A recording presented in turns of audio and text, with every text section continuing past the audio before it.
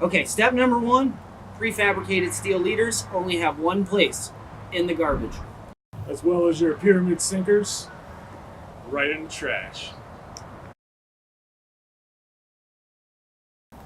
Step number two, rod and reel selection. This is just as an important part as any other part of the equation, so Danny here is going to tell you why this is an ideal starter setup. So what we have is a Gator Gems blank, 7'6", 8 to 20 pound class rod. It's rated at 1/8 ounce to 1/2 ounce. 8 to 15 pound. You want to pair the reel to go with the rod, so you're not overstressing anything in the system. We have a Pin Pursuit 2 3K. We run 10 pound braid or 15 pound braid on this reel as well. It makes for a great flat setup or seawall setup.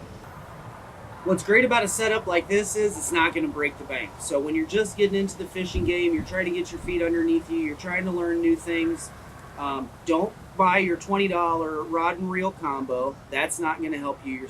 You're already starting off in the hole.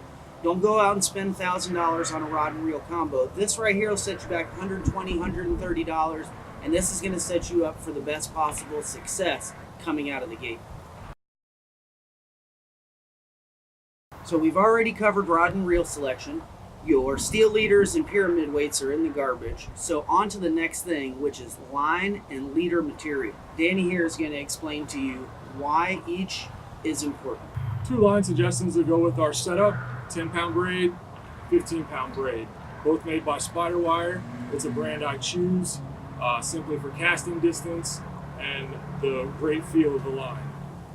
10 to 15 pound braid selections go with the rod and reel setup to stay within the parameters of both rod and reel.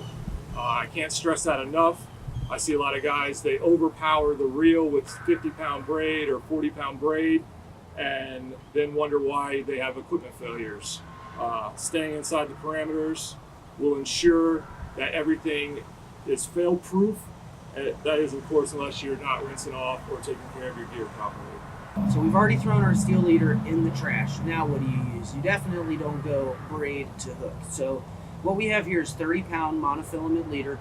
When you're fishing out in open water, on the flats, maybe you can get away with 20 pounds. 30 pound is a great general all-around leader. Okay, so you're almost all the way rigged up. Now it's time to talk about terminal tackle.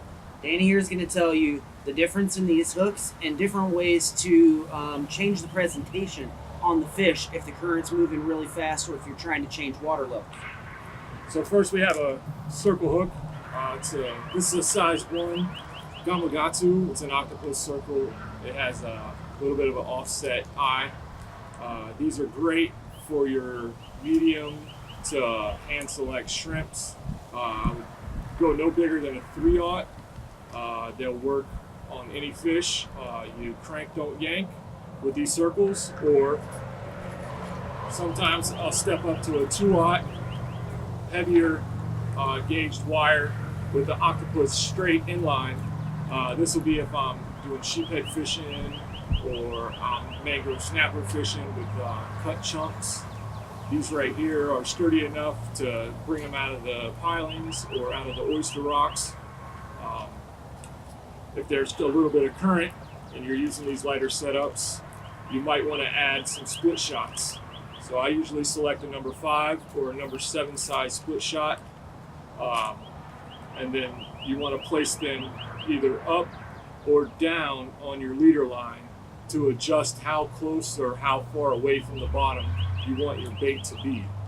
Some guys, sheephead fishing, set them right down on top of the hook.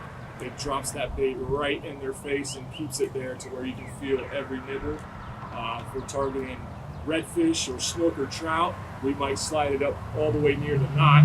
That way the bait stays up in the mid water column and the current helps push it along to the fish.